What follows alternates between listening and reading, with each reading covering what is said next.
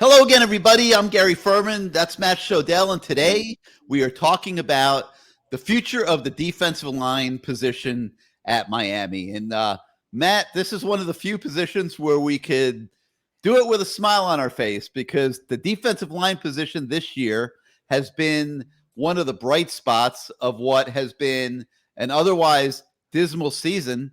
And the fantastic part of it all is that most of the key players are eligible to come back next year, and I think most of them will, with the exception of maybe Akeem Mesidor. But let's remember, he's still a third-year sophomore, so he could decide that, depending on his draft status, that it's in his interest to play one full year again of college football. Before I talk about some of the individual guys and the prospects that we see for them, your overall impressions of the way things have gone for the defensive line this year? Well, you don't really rely on Pro Football Focus entirely, but they give you a pretty good snapshot through this many games of where things stand. And as you, for those of you that shelled out the big money to have the Pro Football Focus available, like Gary Ferman did, you see that 5 of the top 7 Miami defensive players are defensive linemen. All with grades of 76.7, which is Darrell Jackson, or above, and 70 is considered good. So that tells you the defensive line is the strength of the team. And by the way, one of those top 7 is Wesley Basainth, who's only played 91 reps. So, really 5 of the top 6 are defensive linemen. If you told me before the season the defensive line would be the strength of the defense, I would have said I think the secondary would be, I think most people thought that, with Tyreek coming back, with James Williams coming back, Cam Kinchins, with Avante Williams supposed to be this, really bright young future star, with Darrell Porter Jr. transferring in after he was a standout at West Virginia, with the fact that Marcus Clark, who started last year, was so far down the depth chart based on the returning talent that has stepped up, and the and the Darrell Porter transfer that he left. He transferred out of the program. So the defensive backs has been the big disappointment, and on defense, and the to me, somewhat of a surprise is the defensive line, because you knew they'd probably be good, but is there a Jalen Phillips or a Gregory Rousseau on the defensive line? No. Did we think there would be? No. But Akeem Mesidor has been good enough.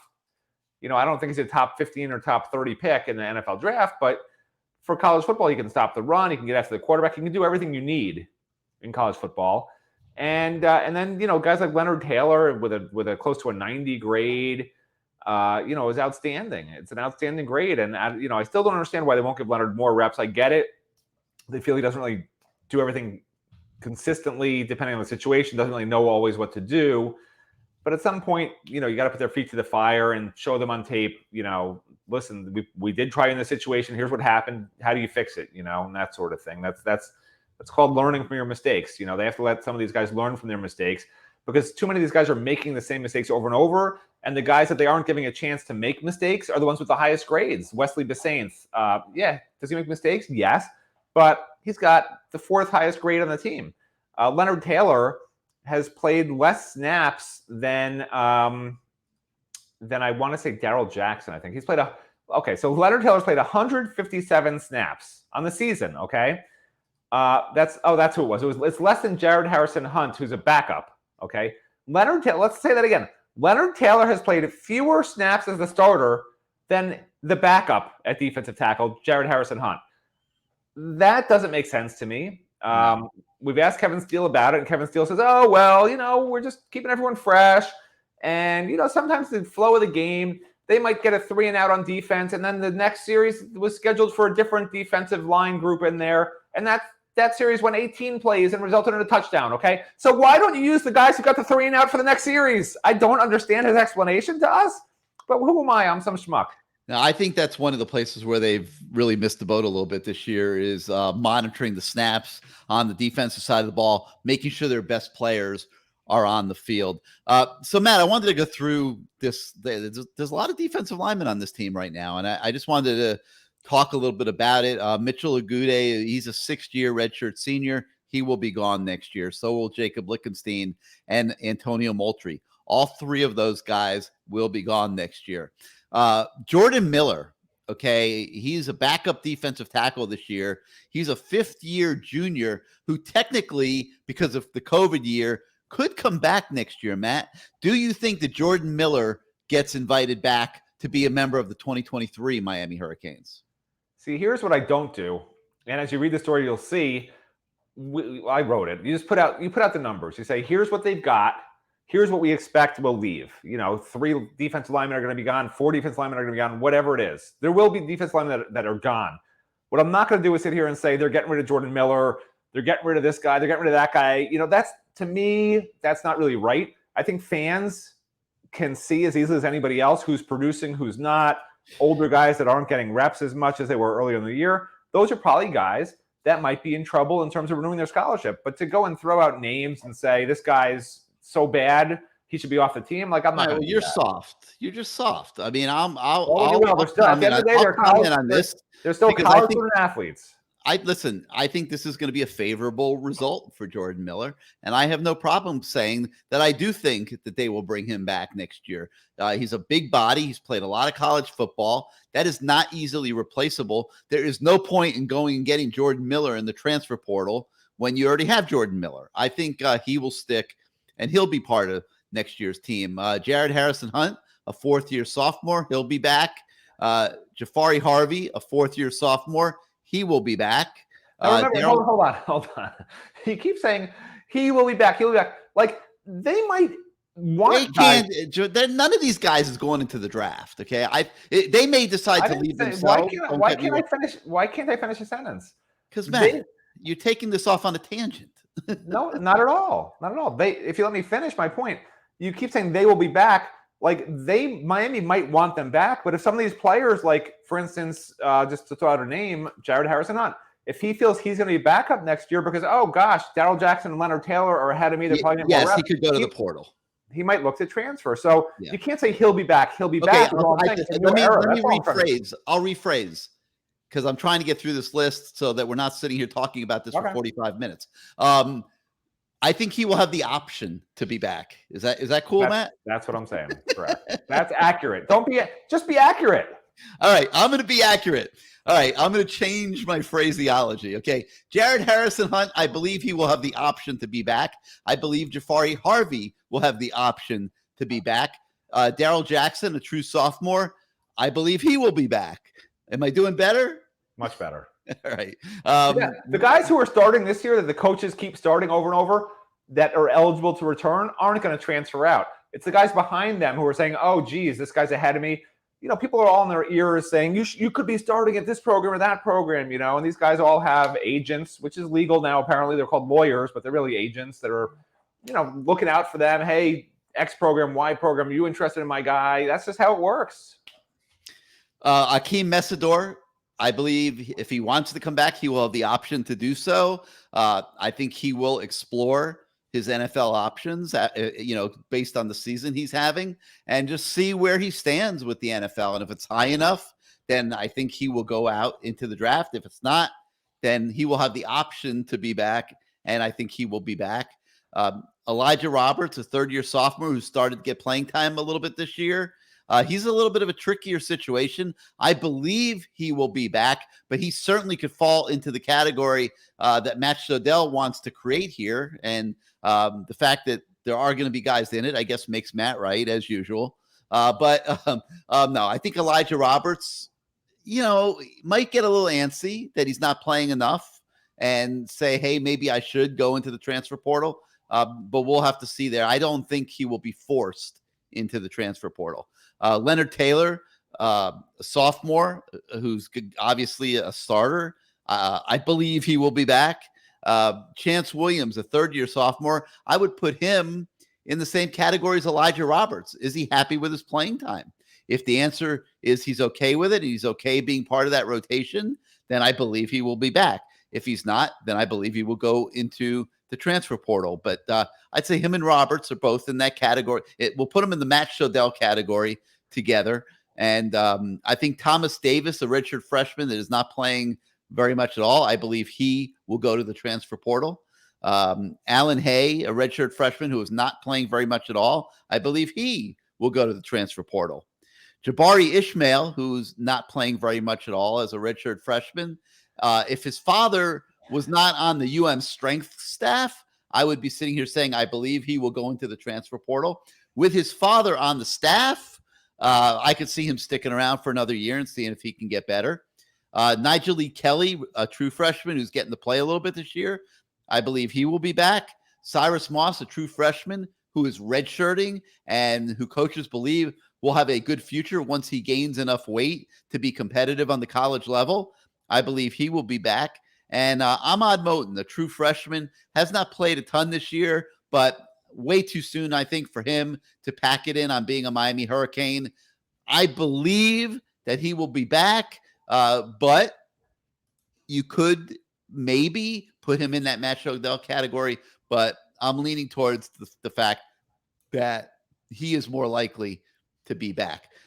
So, Matt, you have all these young guys, man. There's not a lot of guys leaving. Have you seen enough good things from the Miami defensive line this year to definitively say that is a good thing? They do not need to hit the transfer portal at the defensive line position the way they do at some of the others. There's never any harm to evaluating what's out there in the transfer portal. You look at some of the success FSU's had at defensive line in the transfer portal the last couple of years and things like that. You never say no to it. So a lot will depend on what's out there because they really don't need the transfer portal at defensive line. Again, my big thing is, you can win 8 games next year, 9 games next year. I think they should win that. But again, I'm hoping, when Mario Cristobal tells us he has this blueprint, which he never explains what it is, I guess maybe he has it locked up, in many. Why is everybody picking on Mario these days? Because he's an easy target because they're not winning? I just don't know why he tells us he has a blueprint. Miami Herald had a column saying that he should loosen up and bring the turnover chain back. The Herald's columns with him have been ridiculous. But it is a fair thing to say. If I say to you, Gary, I have a blueprint, and somebody says, what's the blueprint? Like, that's a fair question. And they say, I'm not telling you. That's like when you say to somebody, hey, do you know what the word prolific means? And they say, yeah. And you say, okay, what does it mean? And they say, you tell me first. Like, it just makes it sound like you don't have a blueprint, And all he says is hard work, hard work, hard work. I'm sure he has a blueprint, but don't keep saying the word blueprint every interview when you don't want to say what the blueprint is, because it makes it sound like, I don't know. It doesn't sound good. It doesn't sound good. Okay. I believe in Mario. I love Mario to death, but stop using blueprint if you're not going to tell us what it is.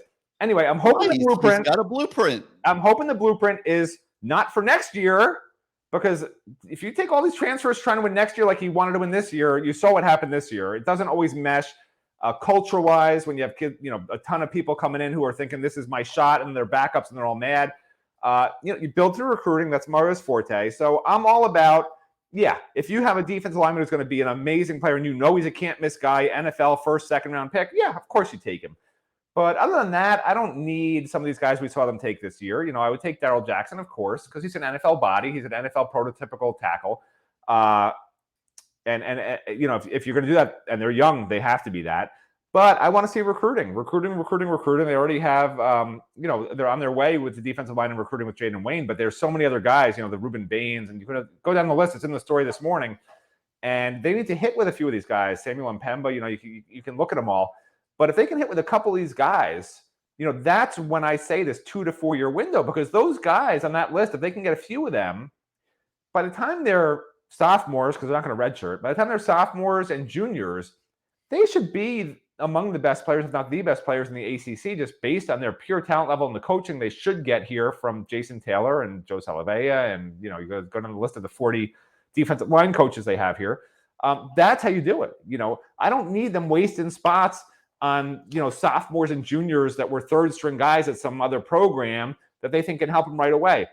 I want to build it with youth. I want to build it where guys are coming in from high school and learning techniques, not that they were taught at some other college and think they don't have to learn anything anymore, and they just want to come here and star, and they're not stars. Like, I'm over that, man. We've seen it with Manny Diaz, the transfer portal king. Didn't work out. We saw it this year with Mario Cristobal taking 12 transfers, has not worked out. I'm all about recruiting. You got the best recruiter in the country. Use him. How about that? All right, I'm with you on that. So it'll be interesting to see what they decide to do. But make no mistake about it, the defensive line position at Miami right now is set up the best of any other position on this football team. And it shows like what you can do if you hit things right in the portal. And, contrary to what Matt likes to say, the portal can have a very significant place in improving your personnel on your football team. And if they can improve other positions this year. I never said it didn't. I said you have been yelling about numbers and the portal for years. You don't take 12 guys and have 8 of them missed. You take the 4 guys that are difference makers, and you're done. In and out. Okay, I would agree. Maybe they went a little deep this year. Maybe they didn't have to take Moultrie. He's not the only one. You can name 6 guys that they took that were just like, okay, Yeah, do it. You name the 6. All right, let me get my list up here. Let's see here. How much time you got? Because I got to bring it up here.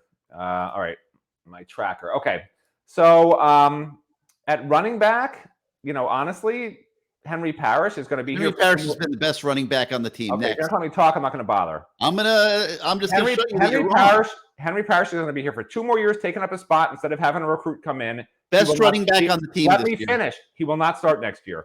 So I didn't need him here this year. Okay, that's one. Next, wrong. Next. Wow. Love Colby Young. I don't mind Frank Ladson, even though he won't start next year.